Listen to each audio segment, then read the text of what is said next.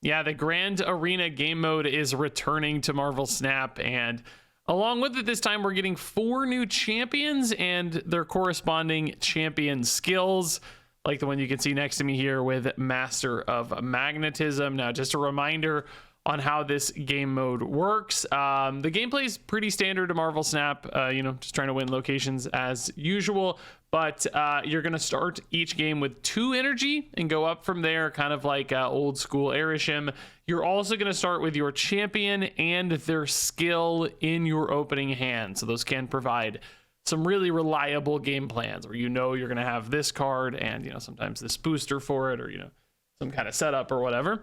And I wanted to go through in this video and just take a look at all of the new champion cards, like Master of Magnetism, and the pre-constructed deck lists, which is what you see up here above me. Now, you're not trapped into these pre-constructed deck lists. You can venture out and build your own, but I know for some players who don't have all the cards, relying on these pre-constructed deck lists can go a long way. We saw them pretty popular last time. So I wanted to review both the deck lists and review the cards. So let's go ahead and kick things off, I guess, here with, like we said, Master of Magnetism. This is 4 energy and reads, on reveal, move all enemy 3 and 4 cost cards to this location. So that is just Magneto, right? It's just exactly what Magneto does.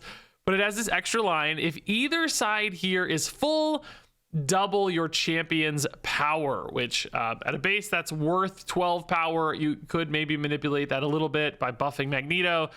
I don't think that's really going to be the route. So this is probably realistically just very often kind of a 4-cost Magneto that's worth 12 power and has the same effect as long as you're hitting this condition, which I actually think is going to be really easy. Number one, you can do it yourself because it says either side. So this could just be like stack up a lane. This is the 4th card in that slot. I'm assuming it counts itself because it has not like banished itself at the time of the on reveal. I guess you could use like Werewolf by Night to hop in anyway if it didn't, but I think it's going to work. Otherwise, it just wouldn't make sense. So you could stack your own location. Alternatively, I think it's going to be really easy to fill up the opponent's locations as well, particularly in this game mode where you have extra energy every turn. 3s and 4s are actually a really nice sweet spot. A lot of decks are going to want that middle range of costs because you don't want to go too cheap. You do want some big stuff, but it's nice to have some flexibility. On turn 6, you got 7 energy, you play a 4 and a 3, right? And it's just a lot of those probably going to fill into a lot of decks. So I think very often this will lock in the opponent's location. You will then double your Magneto. Could be in the same spot technically, right? Like, just like, hey, I'm going to beat you 24 to whatever. I think more realistically, your Magneto went somewhere else, pulled a bunch of stuff on a previous turn, and then you use Master of Magnetism to pull it back out so that Magneto is secured.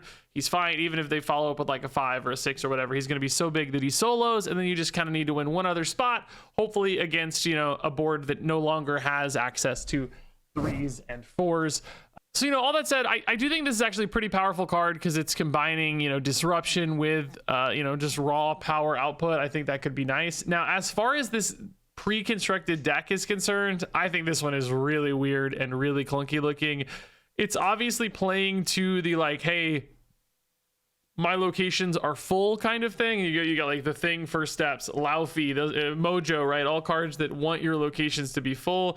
If you even got stuff like Green Goblin in the mix where it's like, hey, I can help fill it up and stuff. That just seems too sneaky. I think it's going to happen organically. I think you'd be better off just running good tempo cards that have some kind of utility, just have good stat output, and just playing it like more honestly around the edges of this. Like, this can be cheesy and disruptive, yes, but you don't want everything to be cheesy and disruptive. You want, 1 or 2 key disruptive plays alongside, I think, a powerful baseline of stuff. Maybe a Mojo's fine, right? But like Laufey and the Thing in particular feel like really big, weird commitments. I think a Miles makes sense, because if you've got a couple big moves, that could be an easy one to weave in, particularly because, you can play Magneto a turn early in Grand Arena on turn 5 with the extra energy. So, you can line up like a Miles plus Master Magnetism on the final turn. Master Magnetism plus a 3-drop could also work really well. I think Doctor Strange is interesting, like being able to move that Magneto around on the final turn could also create some cool plays like, hey, I've got 24 power that I'm going to redistribute. But again, it might just be a little bit too sneaky. So I don't think this pre-constructed deck list is going to look great. I would probably just lean into playing a lot of really good 3s and 4s alongside this and just going for like max tempo and then using this as your big sneaky play that gets you cubes, that gets you, you know, the surprise wins, basically. All right, moving on over to Thor, a new champion in Grand Arena, alongside his new skill, Thundering Hammer. This is 2 energy with on reveal, shuffle Mjolnir into your deck and then draw a card. So this is just a nice little bonus Mjolnir that you can always play on turn 1. And remember too, you know, Thor is always starting in that opening hand, so you know if you draw into these Mjolnirs, you're going to have the upside on that with your Thor. So it could quickly push Thor to a 16 power card. It's also really nice that this skill draws you a card. Remember, it's just starting in your hands. So that's just really nice, reliable card draw hitting early. Might draw that Mjolnir early, but it's also just thinning your deck, so you're more likely to find those key pieces like, say, a Jane Foster or an Odin, which would be really good follow-ups to your Thor Beta Ray Bill line, making sure you draw all of those 0-cost hammers and, you know, have sometimes the multiplication effect of Odin, which I do think it's going to be really important for this deck. You know, this is kind of just 6 power, which is not the highest output for some of these bonus skills. Some of them just push out bigger numbers or make crazier plays. 6 power, it feels kind of honest in the scheme of things, but as you're magnifying that across Odins, you know, maybe Grandmaster, maybe Frigga, as you can see here in this Grand Arena pre-constructed deck, like suddenly it starts to feel a little bit more interesting. Now, when it comes to this pre-constructed deck, I think this is a pretty good start. I think there's a lot of great stuff here. Like, we know the Jane Odin package works really well with this. I think Grandmaster Frigga are interesting ways to copy some of these effects. You could actually just get like an extra Thor, for instance. It doesn't have to be extra hammers. It could also be an extra hammer, though, in a pinch if you needed to play it off curve or go quicker. The side of this that feels a little too all in to me is maybe this kind of Lockjaw, Ironheart, Absorbing Man core. Like, it's almost doubling down too much on all the hammers. I think there are probably better ways to, again, just get out some baseline power.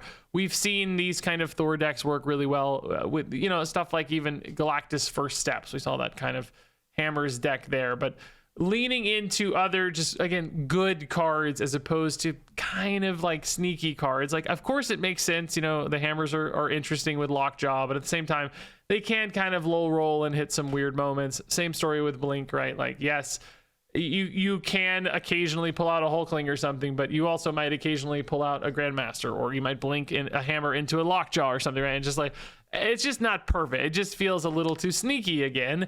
Gore also, like, he's probably fine. It depends a little bit on matchups and metas. Like, you will have to rely on the opponent a little bit to make Gore feel really good. I understand he's probably in this list as a payoff for the Blink. Same story with Emperor Hulkling here. But I don't think you necessarily need that. I think you probably want to go all in on Odin. And a secondary package that might just work way better is something like a Firehair Misery core as opposed to this kind of Lockjaw sneaky core.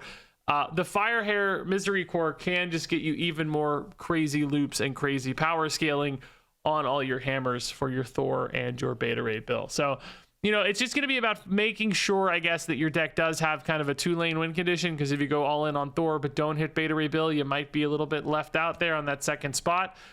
So I kind of understand having those big 6 drops, but, you know, sometimes just having a big stack with like a Misery or whatever, you know, it can be enough on just base stats. Or Jane herself too can just be really big and help you get to that second location. You might also just have games where you don't hit, and that's okay. And you have games where you hit Thor and Beta Ray Bill and you just run away with it, and that might be the path to go. So I don't think this is a bad pre-constructed deck by any means. It's logical, it's consistent, the curve makes sense to me. There's a lot about this that's okay. I think this will probably feel relatively competitive, but I do think, you know, it can be boosted up. But that said, it's much better looking to me than our first pre-constructed deck for Magneto. That one just looked a little too clunky. This at least makes sense to me.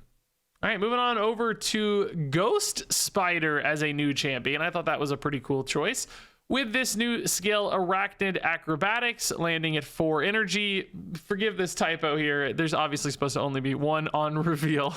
But this reads, on reveal, your champion gets +2 power for each time one of your cards moved this game, which is basically a spin on Hydra Stomper here a little bit. Similar upside. Hydra Stomper, though, keep in mind, only gains +1 per moved card, and Hydra Stomper is a solid card already, for the record, right? Like, pretty solid card. He does start at a power of 2 at a baseline, and he only costs 3, so, you know, he's got a head start a little bit on Arachnid Acrobatics. But this skill is basically scaling up your Ghost Spider twice as hard as Hydra Stomper, right? So, like, Hydra Stomper with 10 cards moved is a 312. Arachnid Acrobatics with 10 cards moved is a 420. You got to play the Ghost Spider too, of course, but I'm assuming that's happening anyway. She's totally worth it in a move deck. You know, a 420 is insane. I argue probably better than a 312 because you're getting 8 power for, you know, 1 energy. Everything beyond that, you know, the gains are just harder and harder. And I think 10 cards moved is relatively reasonable. I mean, you know, it's not always going to happen, but certainly with Hercules and Silk and Betrok the Leaper, that's absolutely a possibility. And you can see all of those in this pre-constructed deck, right? Those are the sort of things where things just start bouncing around like crazy. I mean, Heimdall himself actually can often move 5-6 things all at once at the end of the game, sometimes even more than that, right? So I do think this has the potential to basically be like 4 power, add 20, 26, 30 to your Ghost Spider, which is obviously going to be a crazy win condition in all in and of herself. Like she could carry a singular location. Then you've also got Hydra Stomper that could scale on top of that. Not to mention Betrok's getting big, Silk's getting big. You just have some solid baselines of power with stuff like Hellion, Hercules, Heimdall. And then you've also got your movers we haven't even talked about. Dagger and Human Torch can also clearly just get a bunch of big time numbers. So what I'm getting at here is like, yeah, I think this deck actually looks really good. Arachnid has some crazy scaling potential. Extra energy can really help this deck too, because you're getting stuff like Madam Web down on turn 1 and just starting that whole chain so much earlier, right? Like you can just kick off your move stuff right off the bat. You can stuff in a lot of higher cost move stuff too. Running a Hellion and a Heimdall doesn't hurt you because you have a lot of extra energy to weave all of that in. And I think, honestly, this pre-constructed deck looks pretty solid as a start. I don't think you need things like Hulkbuster. Like, yes, of course, it's there to scale Human Torch, but I think you can probably get there on just having a higher density of movement options. Outside of the Hulkbuster, I feel like I would run, like, all of these cards. I feel like they all actually make sense. So this might be pretty close to what the deck is supposed to look like. You could go some different directions, you know, add a Vulture into the mix, you know, sure you could do something like a Doctor Strange in there too to pull that torch one more time.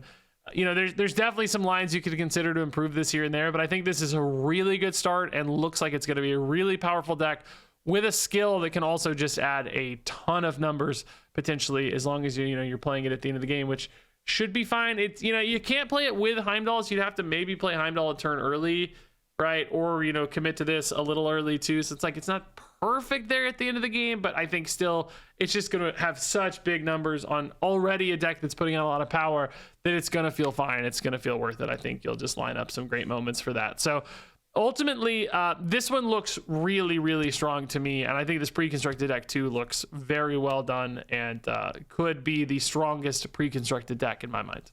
So our final new champion and skill here is the Hulk with a new skill, Hulk Smash. This one is 3 energy and reads on reveal, set the cost of your Hulks to 4 in deck or in hand. And we get a little preview here of what's going to count as a Hulk. Apparently Red Hulk, She-Hulk, Hulkling, which surprises me, and the Hulk himself are going to count as Hulks. I don't think Scar counts as a Hulk, although it certainly still makes sense in a deck where you're probably playing a bunch of big Hulks a little early. So Hulkling really surprises me. I mean, the name Hulkling is in it, but as we know, Hulkling is not a Hulk.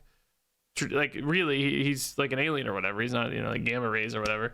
Kind of looks like a Hulk. It says the word Hulk, so I guess they gave him a pass. It just surprised me a little. They're so picky about Captain America. Little shocked Hulkling made the cut, but don't come at me with that. just thinking about it.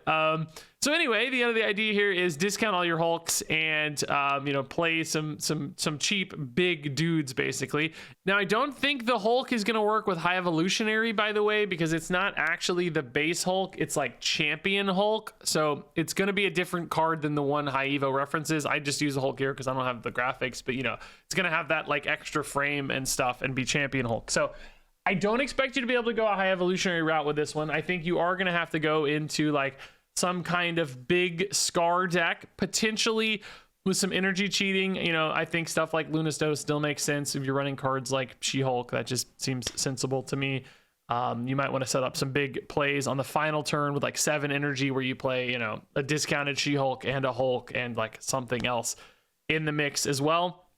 But basically, I mean, even, you play this on turn 2 because you have 3 energy on turn 2. you can immediately start playing Hulks on turn 3. So just slam a 12 power Hulk on 3. Slam another big red Hulk or whatever on turn 4. Slam a Hulkling on turn 5, and then, you know, you still maybe have a Hulk, a She-Hulk, or you skip the turn for a She-Hulk, whatever. You're going to be able to drop a Scar as well for super cheap, and maybe, you know, you use cards like Iron Man or Shuri to spike that even further, which I think are some interesting options here. It's just big numbers, and I think that's interesting. We do know that cards like Shang-Chi are banned. Cards like Enchantress are also banned this time around. So, you know, that Iron Man, normally I'd be like, ugh, but Iron Man looks good. Shang-Chi cannot hit your Hulk. So, like, that's really nice, right? Surprising, by the way, that Armor is in this pre-constructed deck list, because, like, I mean, there's also Lady Deathstrike, which is super weird. We're going to talk about that, but it's like, I don't know, you don't really need Armor if there's no Shang-Chi to protect your Hulks anyway. I mean, maybe it's to protect your Thaddeus Thunderbolt Ross from your Lady Deathstrike. I don't know. That's weird, but anyway, you know, the risk is actually pretty low in a lot of these cases with the Hulk. So I do wonder almost if you like run your Hulks with some kind of tech cards of your own, things that are disruptive or annoying for the opponent a little bit, or just create some answers potentially so that you feel like your more honest numbers can work. Because when I look at this pre-constructed deck list, I don't know, man. I kind of get it with Shuri and Iron Man. Namora, I sort of understand, because you can play 2 Hulks down and then Namora, but it's not that big of a boost. And I don't know. It's just like, do I really need that? Of course, to understand Thaddeus Thunderbolt Ross, that's really smart if you're trying to draw all these big cards, make sure you hit your Scars and stuff. But I really don't understand Lady Deathstrike. I don't really understand Armor. Even Shuri, like, I get it, but at the same time, it's like, do you really need that? Like, I feel like I want to go a different direction than that. So I don't know what you build around this exactly. I was thinking about things like Surtur lists kind of make sense, right? Just get a Surtur down. It's a little weird because it's like you want to play Hulk Smash and start playing Hulks immediately. So I don't know if Surtur's totally worth it, but you could just do, the kind of big dudes like Sauron Surtur package in here alongside it. It's already, playing for Scar nicely. There's some other big cards that could go with it. The Hulks don't necessarily fully feed into that, but, they're at least somewhat complementary if you're trying to fill out the core of the deck around your big Hulks. Because I think these final 5 cards are definitely mandatory, because that's, the whole point is discounting your Hulks and playing a Scar. Like, these 5 make tons of sense. Thaddeus is a good call, but not mandatory. Outside of that, there is definitely a lot of flexibility where you could go here. So I will say, like, I don't think this is probably a terrible pre-constructed deck, as weird as it looks, because at the end of the day, on turn 2 you can play Hulk Smash, on turn 3 you can play Hulk. By then you're going to start finding more Hulks to play. Things are just going to happen. You're going to get big numbers down. Iron Man is a follow-up, Scar is a follow-up. Those all make sense to me. So, like, I think this is probably fine. It does feel like there's a lot of opportunity for improvement here. I just think it's really, haphazard kind of mishmash of stuff. And I have to imagine you could do more with the potential of these Hulks. I'm sure you guys are already cooking up some great ideas. Although I suspect, again, High Evolutionary is not going to be part of those great ideas. Or won't work anyway. Might be a great idea, but it won't work, I don't think. So anyway, I do like the skill in essence. I think this is really nice to just get some big numbers down early. But this pre-constructed deck probably needs some work. So all that said, I'm going to rank both these skills and these deck lists from best to worst. My number 1 skill is Arachnid Acrobats. My number 2 skill is Master of Magnetism. My number 3 skill is Hulk Smash. My number 4 skill is Thundering Hammer. My number 1 deck list is Ghost Spiders. My number 2 deck list is Thors. My number 3 deck list is Hulks. My number 4 deck list is Magnetos. I think this one's just a little too sneaky to actually be great. And there you go, guys. That's a Grand Arena review. Really intriguing to see all this stuff. I really like this game mode a lot. I think it's super fun. We get to just see new cards, extra new cards, and people get to play without needing to get the new cards, right? You just get to go in and have fun with pre-constructed decks or otherwise. So pretty cool game mode in the scheme of things. We're also going to have the ability to unlock Zombie Sentry, which I don't think is going to be a great card, but, might just be a nice bonus freebie for Horde enjoyers. So share your thoughts on all these decks and cards down below. Any really cool ideas that are going to crack open the Grand Arena meta. I was thinking a lot about Tribunal, but Tribunal's banned for Ghost Spider. So no Tribunal Ghost Spider, right? Keep that stuff in mind. Yeah, we'll see how all this shakes out, but some fun new designs for sure. I'm excited to see in action. So thanks as always for watching. Appreciate your time, and I guess I will see you around.